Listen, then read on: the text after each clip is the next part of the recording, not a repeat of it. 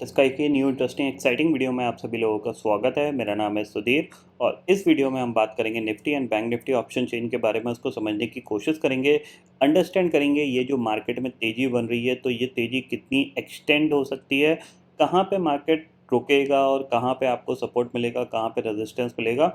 ये सारे लेवल हम समझने की कोशिश करेंगे। तो जल्दी से इस वीडियो को स्टार्ट करते हैं। समझेंगे यहाँ पे निफ्टी का ऑप्शन चेन डाटा कैसा बना हुआ है और साथ ही साथ अंडरस्टैंड करने की कोशिश करेंगे कि मार्केट का मूवमेंट कहाँ तक हो सकता है। ठीक है, बट उससे पहले कुछ चीज़ आपको दिखाना चाहता हूँ। यहाँ पे एक स्क्रीनशॉट दिखाना चाहता हूँ। ये फ्राइडे के ट्रेडिंग सेशन का है। बेसिकली मैं उसको फ्राइडे नहीं दिखा पाया था।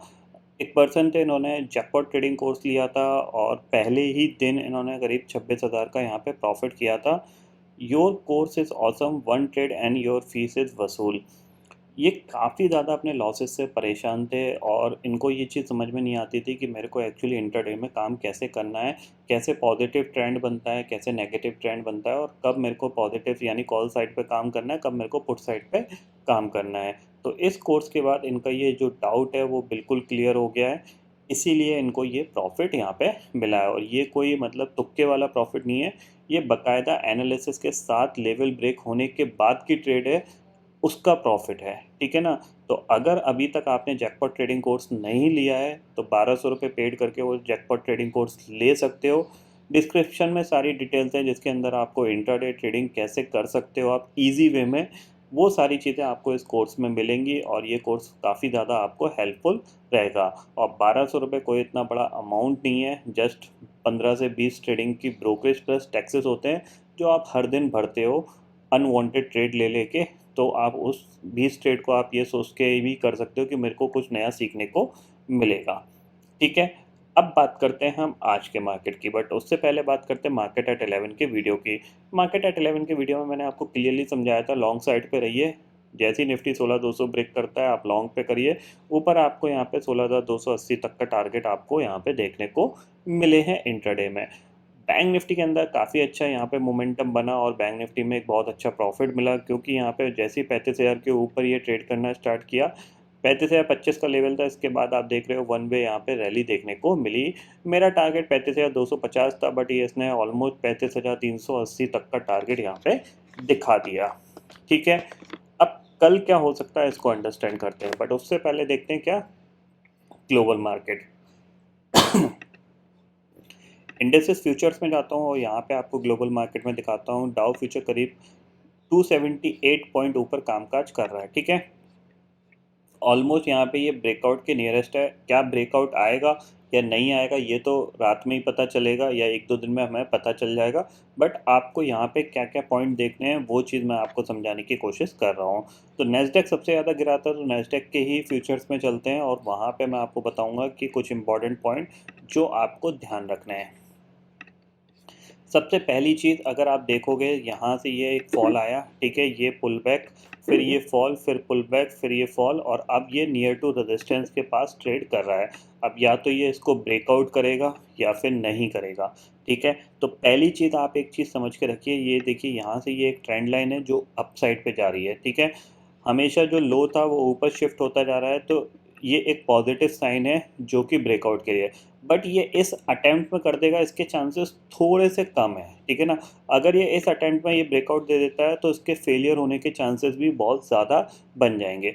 मैं चाहता हूँ कि एटलीस्ट ये यहाँ पे आज क्लोज दे दे। ठीक है, 12,270 पे या 150 पे ये आपका क्लोज दे दे, एक दो दिन कंसोलिडेशन करे यहाँ पे और फिर ये ब्रेकआउट दे, तो फिर हम समझ सकते हैं कि जो ब्रेक कंसोलिडेशन के बाद जो ब्रेकआउट आएगा वो स्ट्रॉन्ग ब्रेकआउट होगा और वो सस्टेन करेगा ऊपर के लेवल पे।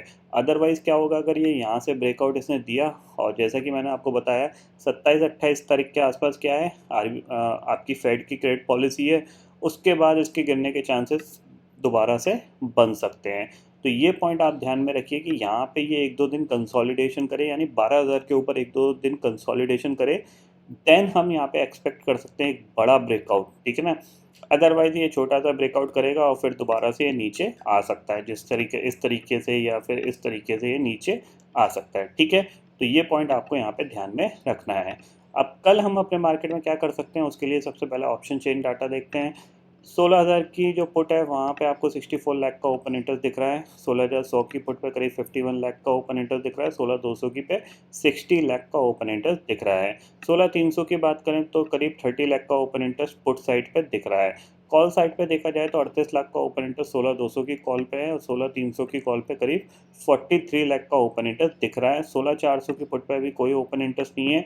तो सिंपल सी चीज़ क्या है, हमें ये चीज़ समझ में आ रही है, 16,300 के ऊपर निकलेंगे तो हम थोड़ी बहुत शॉर्ट कवरिंग और देखने को मिल सकती है। हमें 16,350 360 का हमें टारगेट देखने को मिल सकता है। बट 16,400 निकालेगा इतनी जल्दी में निफ्टी फिलहाल नहीं हमें दिख रहा है। तो किसी भी गैप अप में अगर 16,400 के आसपास निफ्टी खुलता है तो वहाँ पे प्रॉफिट बुकिंग आ सकती है। तो आप उसके लिए थोड़ा सा प्रिपेयर रहिएगा। एग्रेसिव शॉर्ट करने की नहीं बोल रहा हूँ मैं, सिर्फ स्लाइटली प्रॉफिट बुकिंग आ सकती है 100 से 150 पॉइंट की, उस पर आपको फोकस रखना है। जब तक आप दोबारा से 16,150 के नीचे ट्रेड नहीं करते हो तब तक आपको कोई भी एग्रेसिवली शॉर्ट नहीं करना है। और अगर आपको बिल्कुल एग्रेसिव शॉर्ट करना है तो 16,050 के नीचे जब तक निफ्टी नहीं जाता तब तक आपको शॉर्ट नहीं करना है। ये चीज़ आप क्लियरली समझ लीजिए, क्योंकि ये जो पर्टिकुलर जोन है 16,050 से लेके 16,350 का, ये काफ़ी अच्छा बाइंग जोन है। इसमें जो बायर्स का कॉन्फिडेंस काफ़ी अच्छा है। तो हर लेवल पे, नीचे के लेवल पे कहीं से भी बाइंग आती हुई दिखाई दे सकती है आपको। ये पॉइंट आप क्लियरली समझ लीजिए, ठीक है। चार्ट पे चलते हैं और चार्ट को अंडरस्टैंड करते हैं। तो निफ्टी का चार्ट लगा हुआ है, ये लाइन हटा देता हूँ क्योंकि इन लाइन की वैल्यू नहीं रही है। ये सारे टारगेट हमारे इंटरडे में अचीव हो चुके हैं। आवरली चार्ट मैंने आपको यहाँ पे लगाया है। अब देखो सिंपल सी चीज़ है, ये इंपॉर्टेंट लेवल था जिसके आसपास हम क्लोज हुए हैं, ठीक है। प्रीवियस हाई है ये, और नीचे हमारे पास जो लो बना था, स्विंग लो, वो कितना बना था आपका 15,870 के करीब, 60 के करीब बना था। अब ऊपर टारगेट आपके कहाँ के खुल रहे हैं, देखो सिंपल सी चीज़ है। पहला टारगेट आपके पास जो खुल रहा है सीधा सीधा 16,500 का खुल रहा है। अगर यूएस मार्केट में ब्रेकआउट आ जाता है तो हम 16,500 की तरफ बढ़ेंगे, अदरवाइज हम यहीं से दोबारा से रिट्रेस करने की कोशिश करेंगे। ये आपके पास एक गैप है जो कि आज बना है, ठीक है। तो कहीं ना कहीं मार्केट एक बार इसको टेस्ट करने आ सकता है, ठीक है। तो ये चीज़ आपको यहाँ पे ध्यान में रखनी चाहिए। 16,070 ब्रेक होगा तभी एग्रेसिव सेल करेंगे, अदरवाइज यहाँ पे हम बाय करके काम करने की कोशिश करेंगे, ठीक है। ऊपर हमारे जो टारगेट होंगे वो थोड़ा स्लो स्लो स्लो आएंगे। 16,500 अगर निकलता है देन हम एक फास्ट मूवमेंट देख सकते हैं, अदरवाइज यहाँ से जो निफ्टी होगा वो बहुत धीरे धीरे मूव करेगा। और अगर कोई भी रिवर्सल आता है ग्लोबल मार्केट में तो हम फास्ट यहाँ से गिर सकते हैं, ठीक है। समझ में आ गया। यहाँ पे कोई पर्टिकुलर ट्रेड नहीं बनती है, अगर मैं आपको क्लियरली समझाऊं। हमें ट्रेड पॉजिटिव साइड भी पे ही करना है, बट कोई ट्रेड नहीं बन रही है। क्यों नहीं बन रही है, क्योंकि मैं चाहता हूँ एक बार ये इसको रिट्रेस करे, एटलीस्ट 16,135 तक आए, देन उसके बाद यहाँ पे एक बार बाय करके काम किया जा सकता है। बट यहीं से अगर आपको बाय करना है तो थोड़ा सा रिस्क आपका ज़्यादा होगा, टारगेट थोड़े से कम होंगे, क्योंकि ऊपर हर एक लेवल पे हर्डल है और मार्केट इतनी जल्दी इन हर्डल को नहीं निकाल सकता जब तक ग्लोबल मार्केट का और सपोर्ट हमें देखने को नहीं मिला। तो अगले एक दो ट्रेडिंग सेशन हम पॉजिटिव कामकाज करेंगे और कहीं ना कहीं 16,450 के आसपास या 16,400 के आसपास निफ्टी अटकता हुआ दिखाई दे सकता है। वहाँ से आपको एक रिट्रेसमेंट देखने को मिल सकता है। कल के वीडियो में भी मैंने आपको क्लियरली बताया था कि आपको पॉजिटिव साइड पे ट्रेड करना है। 16,200 के नीचे खुलते हो तो आप बाय करके काम करो, उसके टारगेट यहाँ पे ऑलरेडी अचीव हो चुके हैं, ठीक है। अब बात करते हैं बैंक निफ्टी की। तो बैंक निफ्टी को देखते हैं यहाँ पे। देखो बैंक निफ्टी में अगर आप समझने की कोशिश करोगे तो बैंक निफ्टी में अभी जो थोड़ा सा जो एटमॉस्फेयर है यहाँ पे पॉजिटिव बनता हुआ दिखाई दिया है। और यहाँ पे जो बैंक निफ्टी का जो पहला टारगेट है, ऑलमोस्ट आज के दिन में तो सारे टारगेट अचीव हो गए हैं हमारे पास। बट अगर हम 35,400 के ऊपर निकलते हैं तो ये हमारे पास 35,535 तक का टारगेट हमारे पास ओपन है। इसके ऊपर फिलहाल निकलेगा ये थोड़ी सी पॉसिबिलिटीज़ थोड़ी सी कम है, यहाँ कहीं ये अटकता हुआ दिखाई दे सकता है, ठीक है। हाँ, एक ही कंडीशन में ये ऊपर निकलेगा, अगर लेटर सपोज आज डाउ में एक बड़ा ब्रेकआउट आ जाता है, 700-800 पॉइंट दोबारा से डाउ यहाँ पे भाग जाता है, तो फिर यहाँ पे ये इसको ब्रेक कर देगा। अदरवाइज ये यहाँ पे अटकता हुआ दिखाई देगा और अगर गैप अप भी खुलता है तो अभी इसके अटकने के चांसेस थोड़े से ज़्यादा हैं, ठीक है। इतना आपको समझ में आ गया। यहाँ पे जो एक बार रिट्रेसमेंट आपको देखने को मिल सकता है, 35,135 तक का रिट्रेसमेंट देखने को मिल सकता है। बड़ी तेज़ी कब आएगी? जब हम 35,600 के ऊपर कामकाज करने लगेंगे, तब एक बड़ी तेज़ी यहाँ पे 300-400 पॉइंट की फर्दर बनती हुई दिखाई देगी, यानी 35,950 960 तक के टारगेट आपको बैंक निफ्टी में देखने को मिल सकते हैं। ठीक है, ये पॉइंट आपको क्लियरली समझ में आ गए होंगे। एक बार ग्लोबल मार्केट देख लेते हैं, करंटली कैसा कामकाज कर रहे हैं यहाँ पे। ऑलरेडी हमें पता है पॉजिटिव कामकाज कर रहे हैं, बट फिर भी हम इंडेक्स फ्यूचर्स में जाते हैं तो डाउ फ्यूचर करीब 275 पॉइंट है और नैस्डैक फ्यूचर करीब 140 पॉइंट ऊपर कामकाज कर रहा है। यूरोपियन मार्केट भी करीब 1.5% ऊपर कामकाज कर रहे हैं। अच्छी बात है, ग्लोबल मार्केट में स्टेबिलिटी आई है और वो ऊपर की तरफ शिफ्ट हो रहे हैं।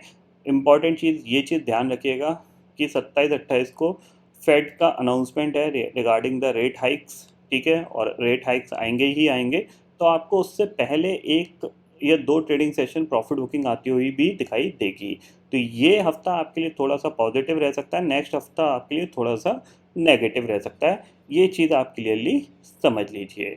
तो आई होप दोस्तों ये पर्टिकुलर डाटा आपको समझ में आ गया होगा। दोस्तों फिलहाल इस वीडियो में इतना ही है। आई होप ये वीडियो आपको पसंद आएगा। वीडियो पसंद आता है तो लाइक और शेयर ज़रूर करिएगा और चैनल को जो सब्सक्राइब कर लीजिए, क्योंकि मैं सुधीर लेके आता रहूँगा हर दिन आपके लिए नए नए वीडियो। इसी के साथ शुक्रिया दोस्तों, जय हिंद।